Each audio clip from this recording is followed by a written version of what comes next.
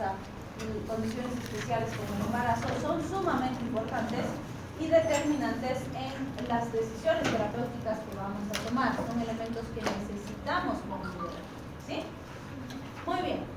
Hemos desarrollado esto, ¿cierto? Sí. Entonces, cuando hablamos de las características patológicas del individuo, también van a ver que cada alteración patológica es determinante para la decisión terapéutica o la efectividad del fármaco que estamos utilizando. Por ejemplo, si tuviera mi paciente insuficiencia hepática, ¿qué se podría afectar?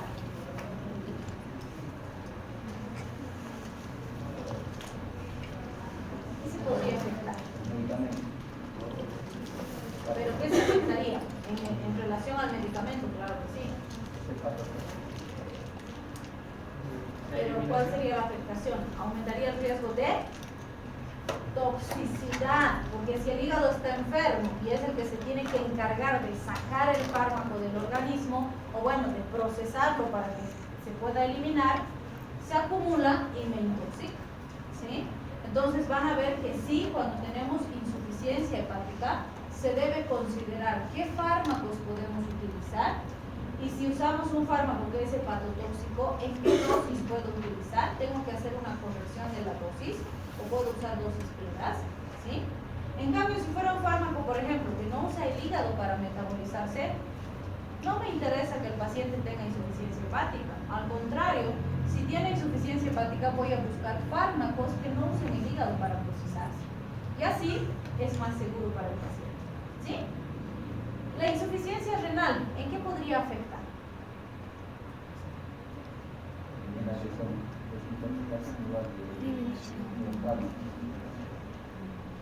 Desintoxicación de los fármacos. Eliminación de fármacos. Este es sobre todo metabolismo y este es sobre todo eliminación. La gran mayoría de los fármacos se van a eliminar por vía renal. Entonces, igual, si el riñón está enfermo, no va a poder eliminar. Entonces, si no se elimina el fármaco, se acumula. Y si se acumula, me produce enfermedad, ¿sí? O me produce intoxicación. Entonces, también van a ver que dependiendo del fármaco, tendré que considerar el grado de insuficiencia renal que tenga el paciente para determinar si hago una corrección de dosis o si directamente no debo utilizar ese fármaco, ¿sí? La insuficiencia cardíaca, ¿en qué podría afectar?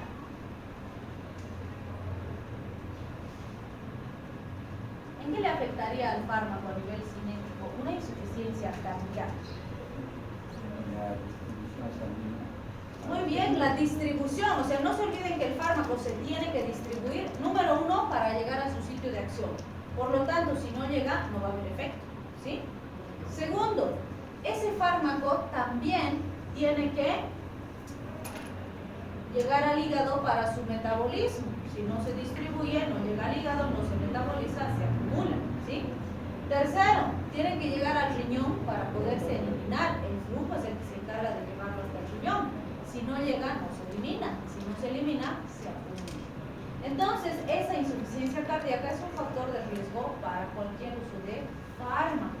Por eso es que tenemos mucho cuidado en qué fármacos y en qué dosis usamos en los pacientes que tengan insuficiencia cardíaca. ¿Sí? Muy bien. La hipoalbuminemia y la desnutrición hacen referencia a situaciones donde tengamos alteraciones de las proteínas. ¿En qué situaciones sería importante esto para los pacientes? ¿O cuál sería el impacto? Si hay hipoalbuminemia, habría una insuficiencia cerebral y eso también afectaría la absorción del medicamento. Al revés, cuando hay insuficiencia renal suele haber hipoalbuminemia, ¿sí? No viceversa. Y evidentemente sí van a tener algún grado de implicación, pero puede haber una desnutrición o una hipoalbuminemia sin insuficiencia renal. ¿En qué le afectaría eso al fármaco? Recuerden que hemos dicho que la albúmina es un sitio de unión inerte de los fármacos, ¿no es cierto? Entonces, si tengo, por ejemplo, un fármaco que el 90% se une a la albúmina, ya está diseñado para que ese 10% que está libre sea suficiente para producir el efecto farmacológico. Si no tengo proteínas donde esto debería estar unido y esto no produce acción terapéutica y disminuyen las proteínas y por lo tanto voy a tener ya no 90 sino 80% unido a las proteínas, porque no hay suficientes proteínas, ¿esto qué va a determinar? Que en vez de 10 tenga 20% que va a producir efecto en los receptores específicos. ¿Qué va a pasar aquí? Sin que yo haya modificado la dosificación, tengo el doble de efecto en el paciente. Y puedo llegar a una dosis tóxica sin haber aumentado la dosis que le he administrado al paciente. ¿Sí? Y por eso es que cuando tengo un paciente desnutrido, todas las dosificaciones se tienen que manejar con mucho cuidado. ¿Tenías pregunta? No, ya se tiene que repetir. ¿Cómo? Si me puede repetir solo la parte. ¿De proteínas? Sí, sí. Ahorita vamos a hacer otro ejemplo para que entiendan. Cada fármaco, hemos dicho en su diseño de 20 años, tiene un porcentaje determinado de unión a proteínas. Hay fármacos, por ejemplo, que se unen 99% a las proteínas. Hay fármacos que se unen 0% a las proteínas. ¿Sí? ¿Qué significa? ¿Que este es mejor que este? No, porque así han sido diseñados. Este, con ese 1% libre solito, que es poquitito, es suficiente para producir el efecto que necesito, porque así se ha diseñado. ¿Sí? En cambio este, con el 100% suelto libre, es lo que necesito para producir el efecto. Entonces, en estos dos casos, ¿a cuál le afectaría que el paciente tenga disminución de proteínas? ¿Al primero o al segundo? Al segundo, ¿no es cierto? Porque para este es irrelevante que haya más o menos proteínas porque no se unen. ¿Sí? En cambio aquí, 99% se tiene que unir y cuando está unido no funciona. Y solo funciona 1%. ¿Sí? Y si no hay proteínas y aquí esto disminuye y solamente con un poquitito, con que esté el 2%, tengo el doble de concentración de fármaco sin haber incrementado la dosis. ¿Sí? Y si esto es más todavía, esto puede subir a 3, a 4, a 5, a 20. Y fíjense, comparado con uno que era lo suficiente, se intoxica a mi paciente, pues, sin necesidad de que yo le dé más dosis. Yo le doy dosis correcta, pero porque no tiene proteínas, aquí se intoxica. ¿Sí? En esos casos es importante considerar el nivel proteico. Si no se une a proteínas el fármaco que estoy usando, es irrelevante que el paciente tenga alteraciones proteicas. ¿Sí? Muy bien. Y si hubiera enfermedades gastrointestinales, ¿cuál sería la relevancia?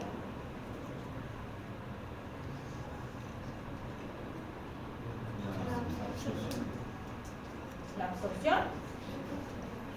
Los medicamentos que se consumen por vía intestinal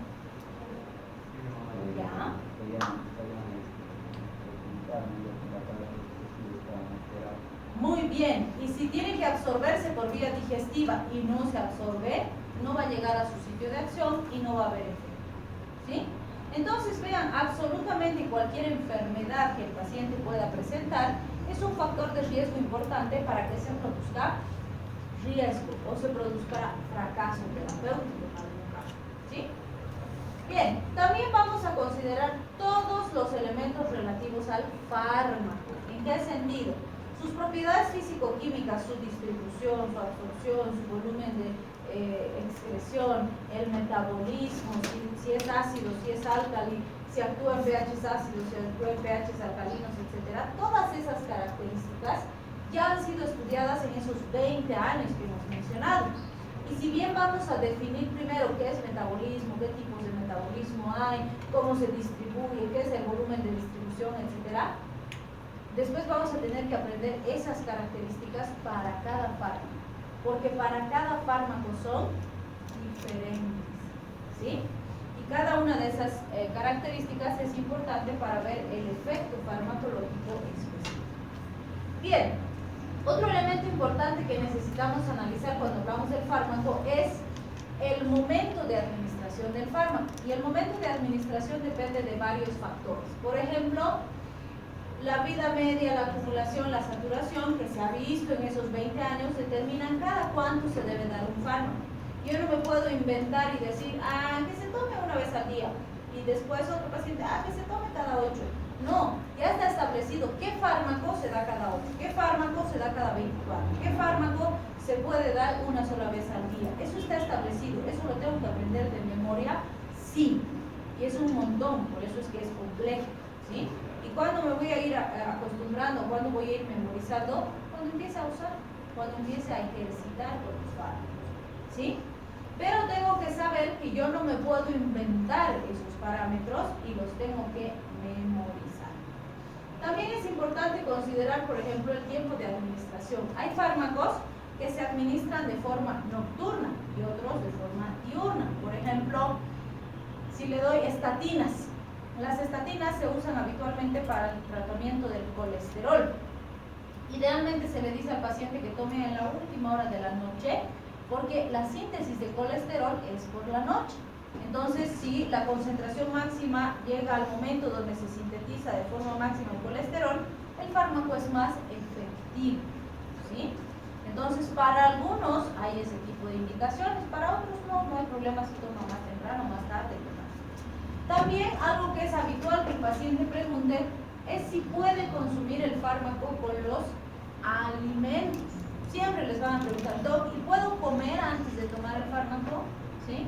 Porque el paciente tiene muy arraigada la idea de que todos los fármacos le van a generar daño a su mucosa gástrica, ¿no? Y dice, uy, no, ¿cómo vas a tomar antibiótico en estómago vacío? Uy, te va a hacer tiras tu estomaguito, pobrecito. No, aunque sea lechecita tienes que tomar, ¿sí? Y eso no es cierto, porque depende del fármaco, ¿sí? Y más bien, consumiendo alimentos podrías perjudicar a la efectividad del fármaco. Por ejemplo, si se acuerdan de bioquímica, dijimos cuando consumimos hierro, ¿qué no debo tomar? ¿Con qué no debo asociar el hierro? Con leche. ¿Por qué? Ay, qué ingratos, ya se me ha olvidado bioquímica.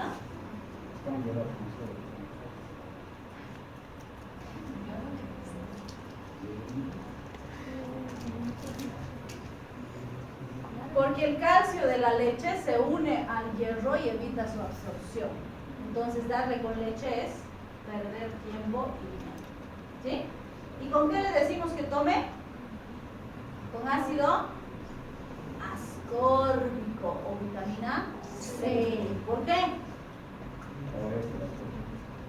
¿Por qué?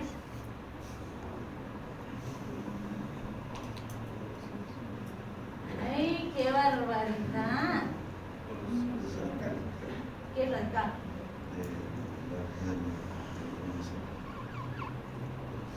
El ácido ascórbico creo que es antioxidante y se puede entrar más fácilmente. No produce toxicidad. No, la vitamina C sí es un antioxidante, pero no es la razón por la que le damos con hierro o hierro con vitamina C. ¿Qué hacía? Sale más rico. ¡Qué barbaridad! Facilita la conversión de su estado férrico a su estado ferroso, que es la forma en que se absorbe mejor. ¡Qué barbaridad! Ni un año ya se han olvidado. Entonces, esas cosas ustedes tienen que saber, ¿sí? Por ejemplo, el omeprazol al pacientito le van a decir que tiene que tomar en estómago vacío, ¿sí? Se le dice que tome media hora a una hora antes del desayuno y antes de la cena. ¿Por qué?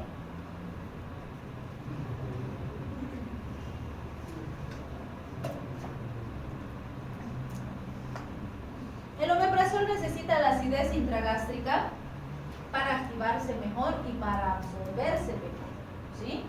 Y cuando estamos con alimento disminuimos esa interacción que tiene el fármaco con el ácido gástrico y eso disminuye su absorción hasta en un 50%, ¿sí?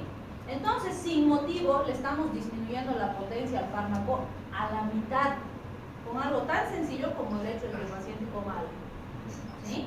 En ese caso, ¿le va a dañar su mucosita gástrica si toman ayunas? No, de ninguna manera, pero va a tener la óptima y máxima acción si toman ayunas, ¿sí? Que me puede decir el paciente, no, pero yo me tomo mi omeprazol después de desayunar y me hace buen efecto. Claro que sí, no quiere decir que no va a haber efecto. Quiere decir que va a haber 50% del efecto, la mitad. Y podrías tener el óptimo efecto, el 100%, simplemente tomando correctamente Entonces no quiere decir que no va a tener efecto, sino que va a tardar más en llegar al efecto óptimo solamente porque no está tomando correctamente. ¿Se dan cuenta? Entonces, dependiendo de cada caso en particular, es la indicación. Por ejemplo, ¿qué fármacos están asociados a complicaciones gástricas importantes como gastritis? Los AINES, ¿no? Diclofenaco, indomethacina, etc. Ibuprofeno, ¿sí? ¿Por qué? ¿Por qué producen lesión de la mucosa gástrica? Porque como parte de su mecanismo de acción inhiben a la COX, a la ciclooxigenasa. Por esta vía se producen prostaglandinas, prostaciclinas, cromolaxanos, ¿no es cierto? Esos producen dolor, inflamación, fiebre. Si yo le estoy dando a mi paciente diclofenaco porque está como un esguince de tobillo, el bloquear esta vía es lo que me va a permitir controlar el dolor y la inflamación, ¿cierto? Pero esas mismas prostaglandinas en la mucosa gástrica ayudan a proteger la mucosa gástrica de la lesión por el ácido, ¿sí? Entonces, al mismo tiempo que estoy consiguiendo controlar el dolor, también estoy disminuyendo la protección de la mucosa gástrica y por eso le puede dar gastritis al paciente, ¿sí? Entonces, si come, como el paciente dice, ¿no? Si come va a estar protegidito su estómago, ¿será? No, no es cierto, porque no es por efecto local, no es porque el fármaco llega y le hace un hueco en su estómago, es por el mecanismo de acción y la disminución de las prostaglandinas. Entonces, el comer o no comer tendrá algún significado importante en esa gastritis? Ninguno. Pero ese fármaco, ese aire, ¿se hace algo, se arruina, disminuye su absorción con la comida? No. Se absorbe perfectamente bien, exactamente igual con comida y sin comida. Entonces, si el Juanito va a estar más tranquilo pensando que si come está protegiendo su estomaguito, le digo, come, Juanito, come. Comes y te tomas tu aire. ¿Sí? Listo. ¿Por qué? Ese efecto placebo, que en este caso sí es placebo, porque él piensa que está protegiendo su mucosita, sí le ayuda. Es psicológico, no tiene ninguna utilidad, pero me ayuda, él va a estar más tranquilo. ¿Sí? Que si tiene buena protección de su mucosa gástrica y estaba sanito antes de que use el AINE, es muy poco probable que el AINE en su tiempo respectivo le produzca una gastritis con efecto adverso. Poco probable. Pero si ya tenía reflujo, ya tenía algunas molestias y toma el AINE, seguro que le va a producir gastritis. O si tengo que usar el AINE mucho tiempo. Entonces, si tiene antecedentes o si voy a usar mucho tiempo, le voy a dar el AINE con un protector de la mucosa gástrica. Ahí le daré su omeprazolcito, su ranitidinita y ya está. ¿Sí? ¿Eso cómo van a saber ustedes? Preguntando, haciendo una buena anamnesis con su paciente. ¿Está claro? Entonces esas cositas ustedes tienen que saber para orientar a su paciente. Se refiere a saturación, ¿cuál es la diferencia de la formulación? ¿Perdón? Ahí decía formulación y saturación, ¿qué medicamentos pueden saturar? La saturación hace referencia a lo que son los sistemas de eliminación de los fármacos. Cualquier fármaco que supera las dosis máximas en tiempos cortos, satura los sistemas de eliminación y se empieza a acumular. Por ejemplo, vamos a usar con droga de abuso para que entiendan mejor y que es de uso común. Cuando tú bebes alcohol, ¿sí? Teóricamente deberías beber una lata de cerveza, considerando que está alrededor del 4% de contenido alcohólico, o bueno, de grado alcohólico, en una hora. ¿Sí? ¿Beben una lata en una hora? No, ¿no es cierto?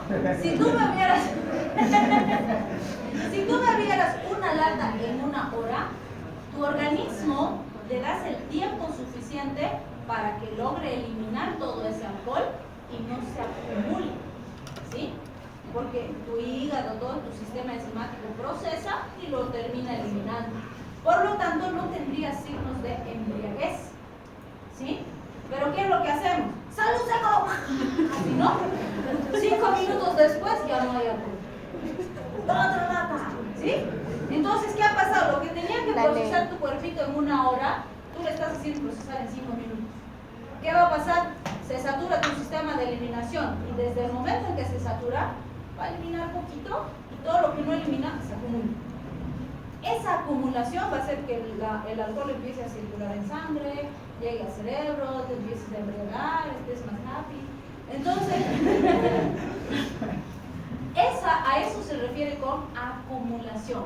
La acumulación de las sustancias químicas, incluyendo drogas y fármacos, es igual a toxicidad, dependiendo de las cantidades. La acumulación ¿Sí? va de la mano con la circulación. ¿Perdón? La acumulación va de la mano con la circulación. Sí o sí.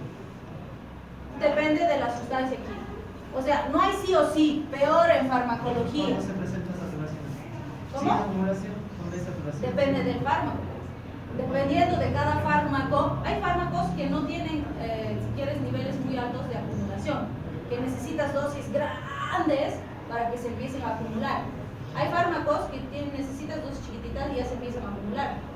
Depende del fármaco. ¿Sí? Así como que cada fármaco, hay fármacos que se procesan por el hígado, hay fármacos que no se procesan por el hígado, hay fármacos que solo se eliminan por el riñón, hay fármacos que no se eliminan por el riñón y se eliminan por la bilis.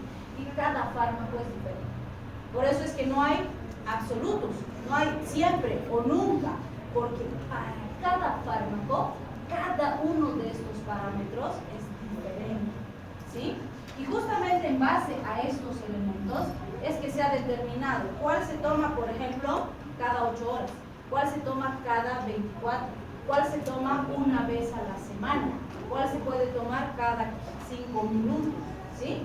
Porque cada uno de esos elementos son importantes a considerar.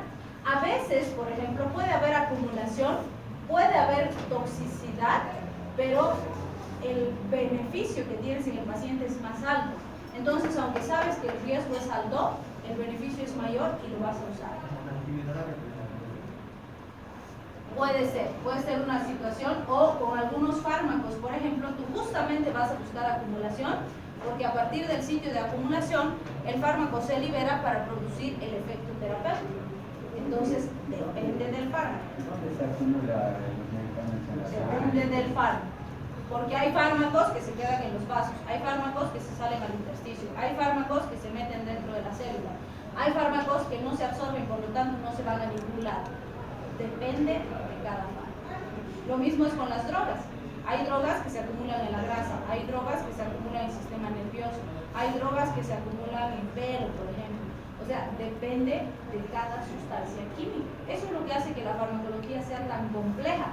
Porque en esta primera parte de introducción entendemos las definiciones, qué es la acumulación, qué es la biodistribución, qué es la biodisponibilidad, cómo se pueden distribuir los fármacos. Aprendemos los conceptos, por eso les digo que estos primeros temas son más sencillos.